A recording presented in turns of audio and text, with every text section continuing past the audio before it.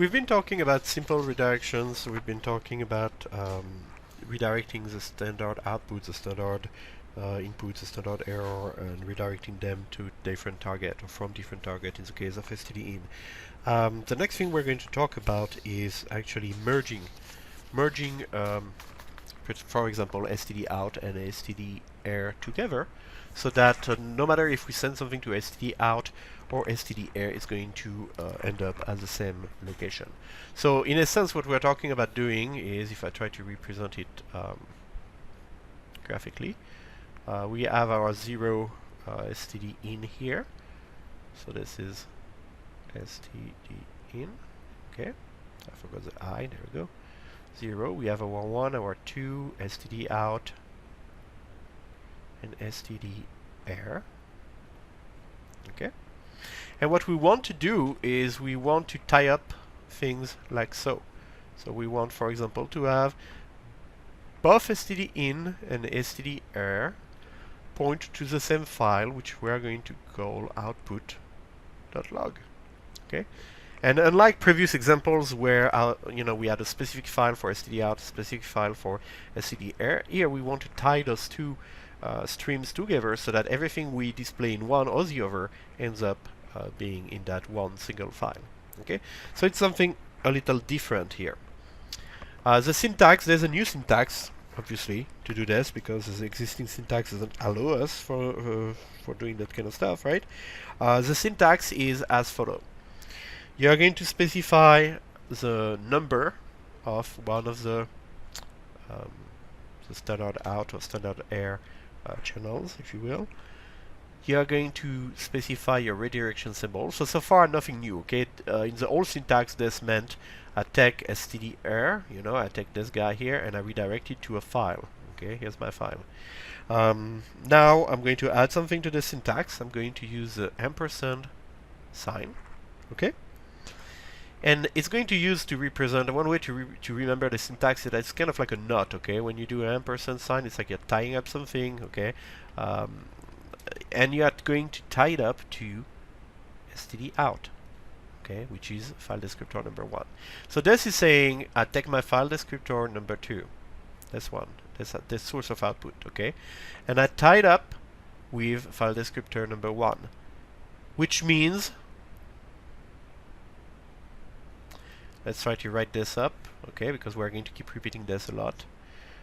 I tie file descriptor number 2 to where file descriptor number 1 points at right now. And there are different ways, to formulate this, maybe probably better ways, okay? But the idea is that this notation here means really this part, okay, where file descriptor 1 points at right now. This is what this notation means. And this previous syntax means I'm tying up file descriptor number 2 to, I'm redirecting file descriptor number 2, maybe that would be better, okay. Let's write it like that. It's going to be tight, redirecting, let me abbreviate. I'm redirecting file descriptor number 2 to where file descriptor number 1 points out right now. And we're going to see why this is so important right now. Okay, so this is a syntax.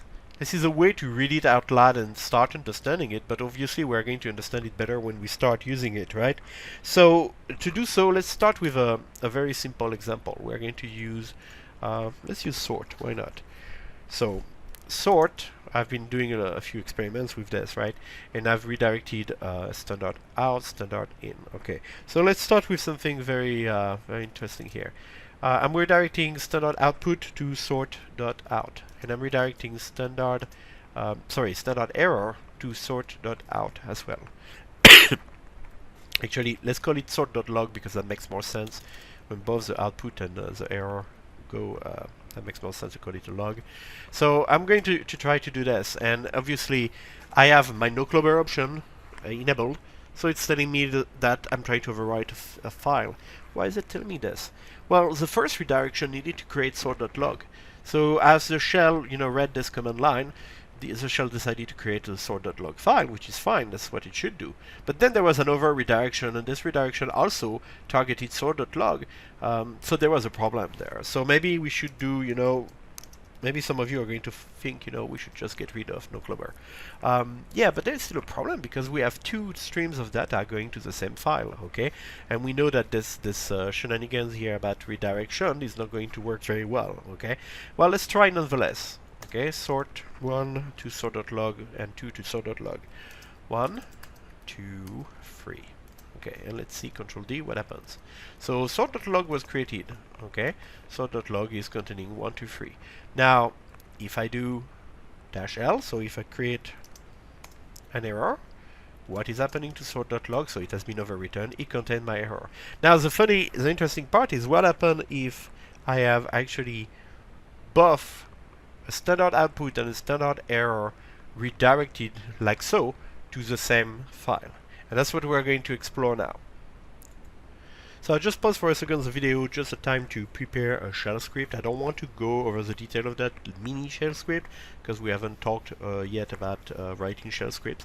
So I just wanted to do that in the background and come back to this video so that we can actually use that little shell script I wrote to just illustrate our main point here. And our main point is that we are trying to redirect both, you know, STDOUT and STDERR in the file. So we use sort, and we try to do this, and you can see that as long as only one of the output channel was active, meaning that when I use sort, either the standard error or standard out was producing data, then it worked out pretty nicely, because at the end of the day the file contains whatever data was outputted.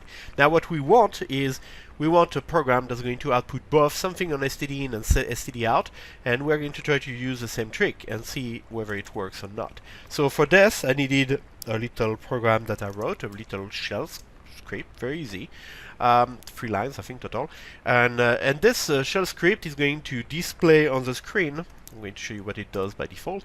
It's going to display on the screen a message that says this is something for STDOUT, and that message is displayed on STDOUT, and this is something for STDERR, which is displayed in STDERR. So if I was to use my prog.sh and redirect, for example, STDOUT to /dev/null, then I would only see what is meant for STDERR. If I redirect STDERR to /dev/null, I would see only STDOUT. If I redirect both STDOUT and STDERR to /dev/null, I wouldn't see anything. Okay? Alright, so this is the base behavior of my prog.sh. Now what I want to do is I want to use my prog.sh instead of sort. So there we go. And don't worry too much about the syntax and stuff like that for those scripts and their execution. We're going to cover that when we get into the scripting. But right now the important thing is that I'm running this program. I know what this program does, displays 2 different things, STD and STDERR, and I want to redirect it to the same file. So I'm going to use log as the name of the file. There's no point in calling it sort.log. So I'm repeating the experiment I did with sort, right? So what I see is that log has been created. I'm going to get rid of sort.log, I don't need it anymore. And I try to look inside of log, and this is interesting. One of them took priority over the other. So the first redirection said, you know, redirect my output to log. The second said redirect my errors to log. And then depending on which one is written first by the program, you can see that in the default behavior of the program, first display something on the output and then on the error channel. So the first display that was there for the output went into a new file called log. Great. But then I did another redirection, and this time it was STDERR, and it went to the same file, and so the redirection just said, well, you need to overwrite what's in that file, right? So the two channels here are not properly merging together. So what I'm going to try to do now, this is a good example to illustrate this, I'm going to try to use this new syntax to show you that this new syntax allows us to correctly merge actually those two output. So I'm going to use again my prog. Okay, and instead of doing 2 independent redirection like that, I'm going to use this new syntax. Okay, so the syntax is, for example, in this case, take STDERR, okay, and redirect file descriptor 2, which is STDERR, to whatever file descriptor 1 is pointing at the time right now. So right now, if we make a diagram of what's happening with this this little example. Okay, I have my prog.sh. It's a shell script. Okay, I haven't messed with standard input. I'm not even using it, as a matter of fact. I have my standard output, my standard error. So I want to say that this is going to connect to whatever STDOUT is.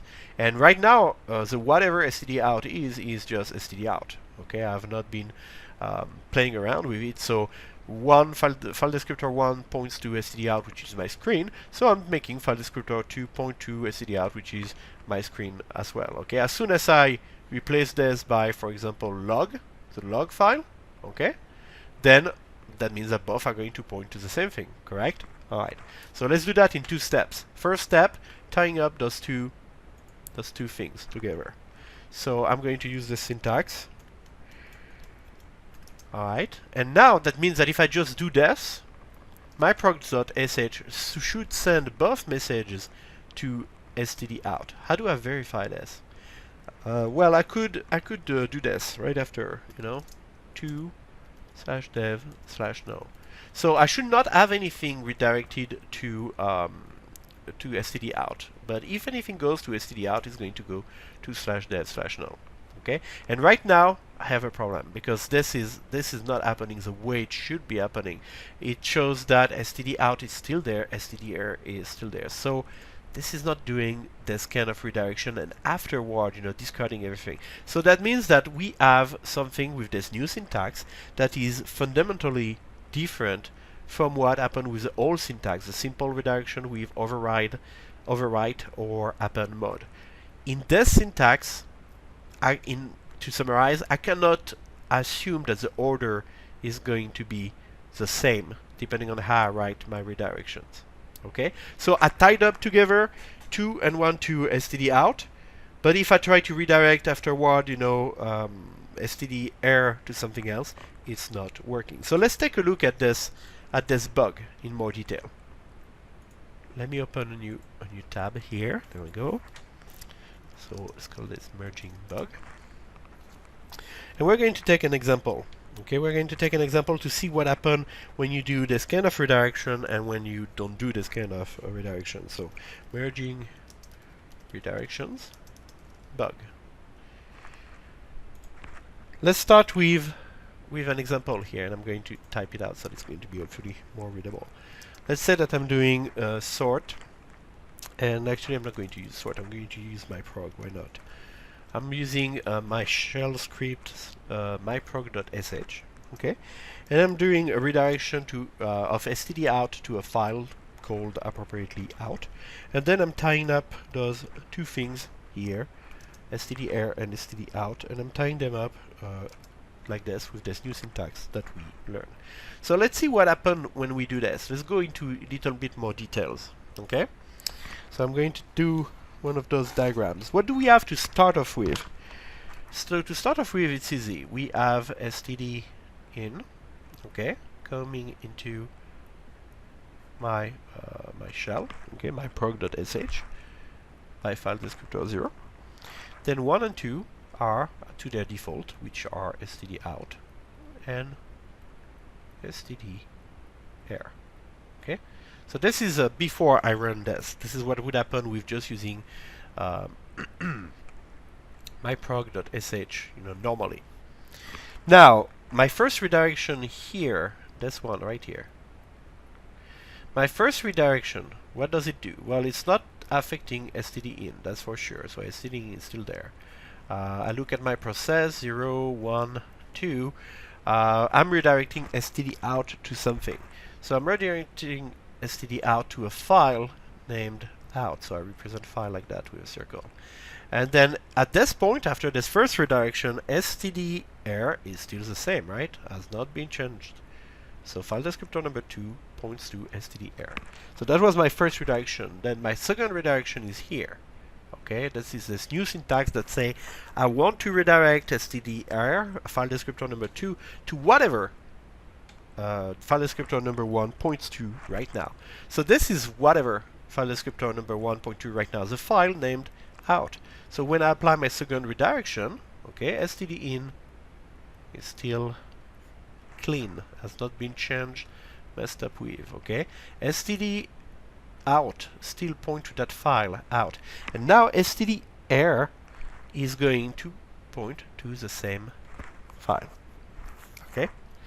So this is actually the nice behavior, but you see that compared to my example here, I did this tie-up redirection afterward. So let's forget about this example for 1 minute, and let's try instead to use this more basic example here, where I do my prog.sh, okay? I redirect to something called out, and then I tie up the two redirection. You see that this actually was working out pretty well, okay? In the out file, I have both STD, the message for STDOUT, the message for STDERR. So those two messages were sent to different file descriptor, okay, by my program. We've established that already. But once I first redirect the standard output to a file and then say to the standard error to pretty much go at the same location, then it works out, okay?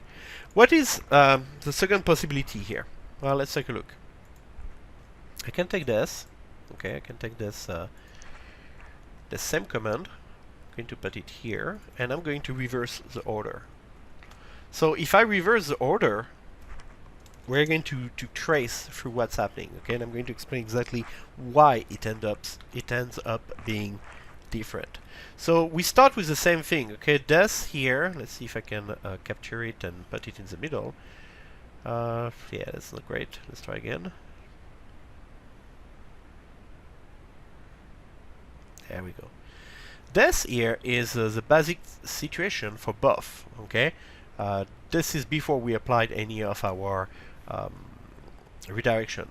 In this case on the right, the first redirection is going to be tying up STDERR to actually whatever STDOUT points to. So let's represent this as a diagram. STDIN has not been affected in any way whatsoever, okay? In this one, we have actually STDERR being tied up to whatever STDOUT points to. So STDOUT points to the default STDOUT, which is a screen, right? So by this first redirection here, we tie STDERR, file descriptor number 2, to the same source of output, okay, STDOUT. Now what? The second redirection, STDIN, has still been left unchanged. This is my second redirection right here. 0, 1, 2. So 2 points to STDOUT, right? That was the result of the first redirection. Same thing than 1. But now 1 is being modified. So my STDOUT now points to a file named out. So I am modifying number 1, but number 2 is still pointing to the same thing, right? We already took care of number 2. Number 2 is pointing to STDOUT. So number 2 is still pointing to STDOUT. So this is what I have now. My output goes to a file. My standard output goes to a file. My standard error goes to wherever the standard output was before, which is a screen. Let's try this out. So we're going to use the same command, okay? However, we are going to redirect like so. And you can see that, as we discuss, well, first let me confirm, that out contains what we expect it to contain. Okay, out contains what was meant for STDOUT to start off with, what my program wrote to STDOUT, and then unfortunately we tied STDERR with STDOUT before actually we did the redirection of STDOUT. So as a result, STDERR is still pointing to the screen. So error message go to the screen. So order matters. You can see, take your time, study this trace, okay, of what happens in each case of each command. You can see that there is a big difference in the order in which you specify your redirection, okay? This order here on the left is valid. This is pretty much what we meant to do. We meant to have both STDOUT and STDERR go to the same file. On the right, it looks like we did the same thing, but we didn't do the same thing at all because of the way that the redirection are applied left to right, okay, and the fact that we tied number 2 to number 1 when number 1 was STDOUT. So from now on, number 2 is tied to STDOUT. Okay, so this is something to keep in mind because this is a very, very common source of mistakes. So now that we have those two simple examples, okay, that we have them well understood, let's take a look back at what happened sooner when we try to do this. Okay, we were trying to eliminate one of the output, and it didn't quite work out.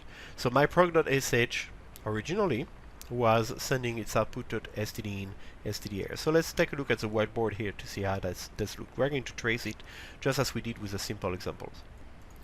So let's get a new page here. There we go. And we're going to write our little command here, myprog.sh. Oops, wrong window. myprog.sh.